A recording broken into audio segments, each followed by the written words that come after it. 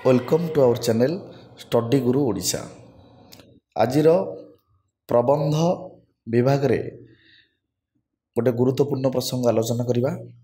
आजिर प्रसंग हेउछि क्यारियर अनुसंधान पथरे आधुनिक भारतीय नारी।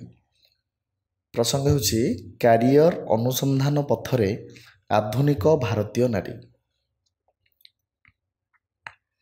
स्वाधीन भारतवर्षर 60 दशकरे भारतीय महिला माने बहुल संख्यार सुशिक्षित होई नथिले किंबा आत्मनिजुक्ति अन्वेषण रे सेते दूर व्यग्रता प्रकाश करुनथिले।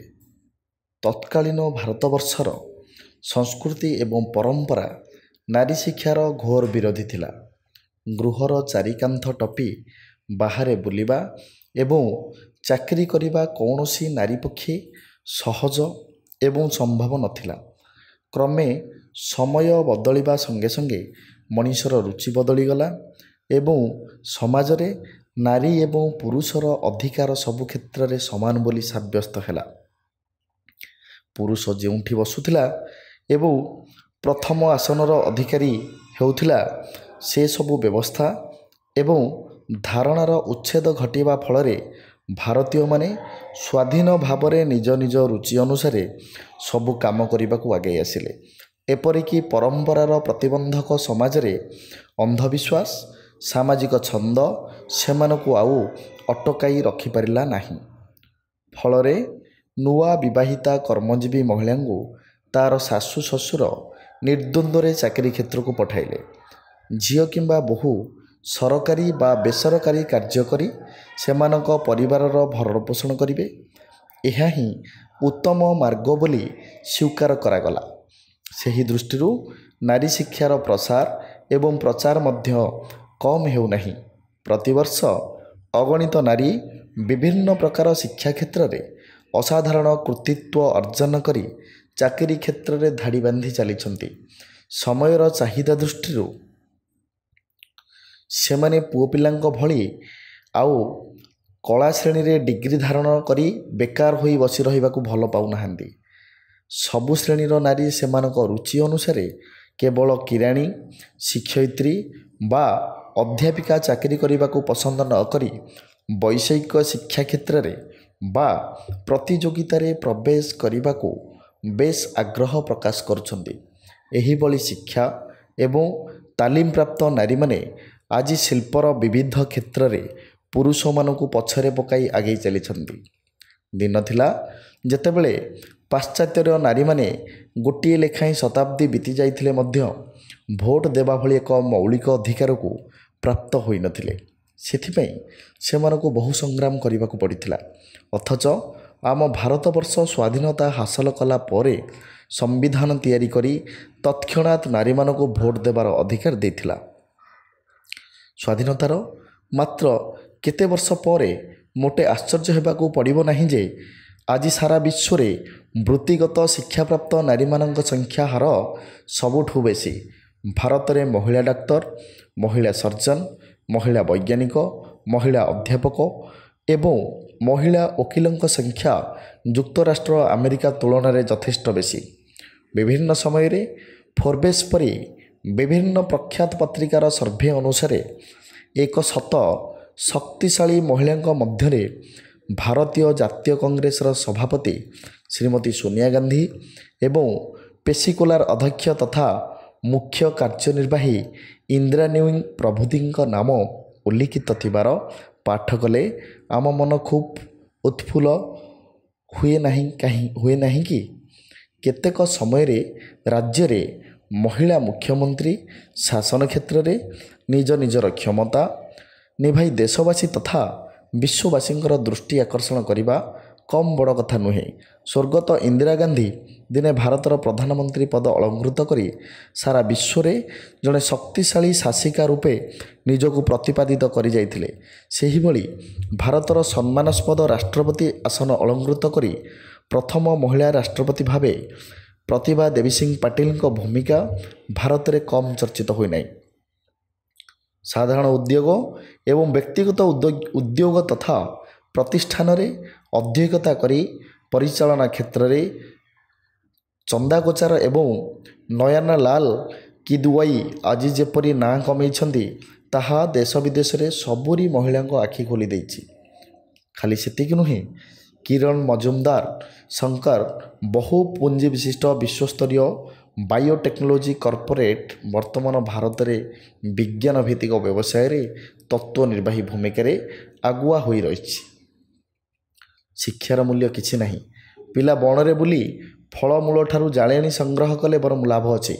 ଆଦିବାସୀ ପରିବାରର ସମସ୍ତ ବୟସ୍କ ଲୋକେ ଆପଣା ସମେତ ସନ୍ତାନମାନଙ୍କୁ କୃଷି କ୍ଷେତ୍ରରେ ହେଉ ବା ପରିବାର କାର୍ଯ୍ୟକ୍ରମରେ ହେଉ ଶିଶୁ ଶ୍ରମିକ ରୂପେ ଖଟାଇ ଅର୍ଥ ଉପାର୍ଜନ କରିବାର ବାଟ ଦେଖାନ୍ତି। ଅଧିକନ୍ତୁ ମୟୂରଭଞ୍ଜ ଜିଲ୍ଲାରେ ଆଦିବାସୀ ପିଲାମାନେ ଅତୀତର ଗୋତି ଶ୍ରମିକ ଭାବେ ପାହାଡ଼ରୁ ପଥର ଭାଙ୍ଗିବା ଏବଂ ଘଞ୍ଚ ଜଙ୍ଗଲ ମଧ୍ୟରୁ ମୂଲ୍ୟବାନ ଜଙ୍ଗଲଜାତ ଦ୍ରବ୍ୟ ସଂଗ୍ରହ କରିବାରେ ନିଯୁକ୍ତ କରି ପରିବାରର ଗୁଜୁରାଣ ମେଣ୍ଟାଇଥାନ୍ତି। ଏହାଦ୍ୱାରା ସେମାନେ ଜାଣିପାରନ୍ତି ନାହିଁ ଯେ ନିଯୁକ୍ତିକାରୀ ସେମାନଙ୍କ ଶ୍ରମରୁ କେତେ ଫାଇଦା ଉଠାଇ ବଡ଼ଲୋକ ବା ଧନୀ ହୁଏ। ପିଲାମାନେ ବିଦ୍ୟାଳୟକୁ ଯାଇ ଶିକ୍ଷା ଗ୍ରହଣ ନ କରିବାର ଅନ୍ୟ ବାଧା ହେଲା ଆଦିବାସୀମାନେ ନିହାତି ଗରିବ। ସେମାନେ ନିଜେ ଖାଇ ପିଇ ବଞ୍ଚିବା ବ୍ୟତୀତ ଅନ୍ୟ କିଛି ଜାଣନ୍ତି ନାହିଁ। ଇଚ୍ଛା ଥିଲେ ବି ପେଟରୁ କାଟି ପିଲାଙ୍କୁ ପାଠ ପଢ଼ାଇବା ସେମାନଙ୍କ ପକ୍ଷେ ମୋଟେ ସମ୍ଭବ ନୁହେଁ।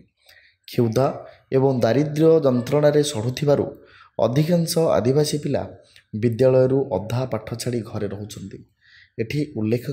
ଏଠି ଉଲ୍ଲେଖ କରିବା ବାହୁଲ୍ୟ ନୁହେଁ ଯେ ସରକାର ଜାତୀୟ ନୀତି ଅନୁସାରେ ତଥା ସୁପ୍ରିମକୋର୍ଟର ନିର୍ଦ୍ଦେଶ ଅନୁସାରେ ବିଭିନ୍ନ ସୁବିଧା ସୁଯୋଗ ପ୍ରଦାନ ସ୍ୱରୂପ ଏବେ ଶିକ୍ଷା ସମସ୍ତଙ୍କ ପାଇଁ ଉଦ୍ଦିଷ୍ଟ ବୋଲି ଯେଉଁ ବାଧ୍ୟତାମୂଳକ ସ୍ଲୋଗାନ ଦେଲେ ସେଥିରେ ପୂର୍ବରୁ ଅଧା ପାଠ ଛାଡ଼ି ଅନ୍ୟାନ୍ୟ କାର୍ଯ୍ୟରେ ଅଭ୍ୟସ୍ତ ହୋଇଥିବା ପିଲା ଆଉ ବିଦ୍ୟାଳୟକୁ ଫେରି ଆସିବାକୁ ମୋଟେ ରାଜି ନୁହନ୍ତି।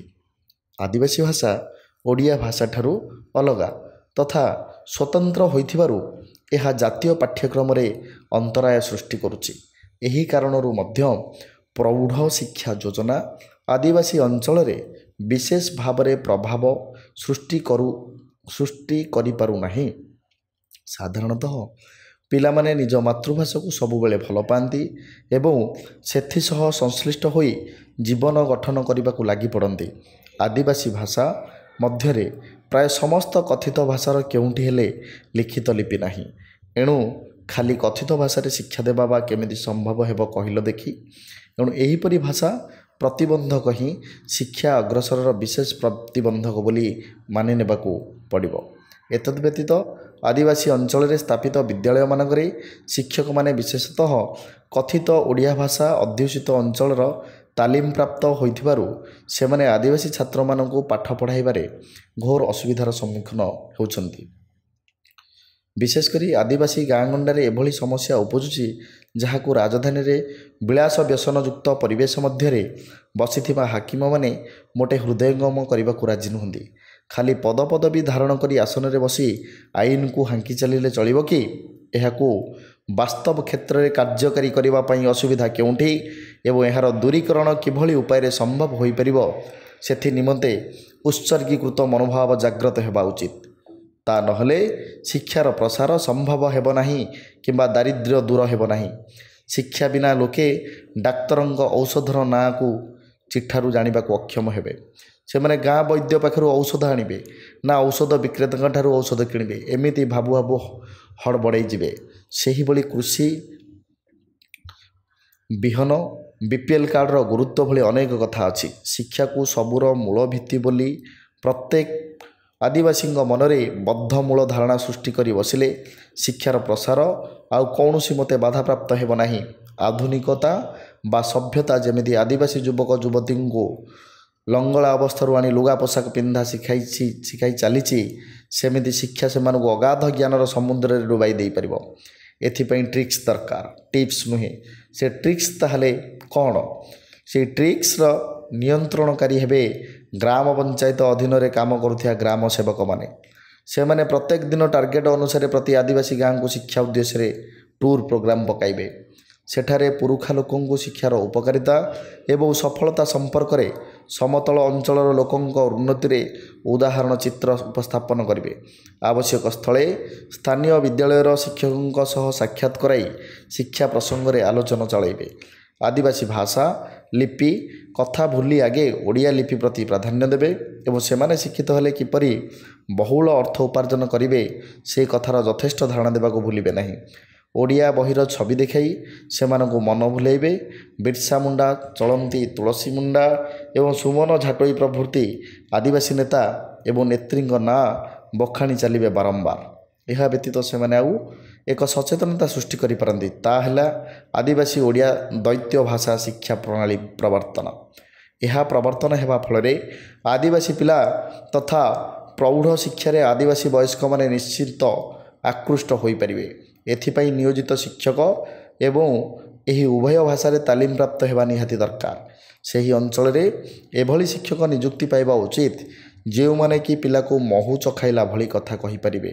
ଏହାଦ୍ୱାରା ପିଲା ଏବଂ ଶିକ୍ଷକଙ୍କ ମଧ୍ୟରେ ଆଉ ବ୍ୟବଧାନ ବେଶୀ ରହିପାରିବ ନାହିଁ।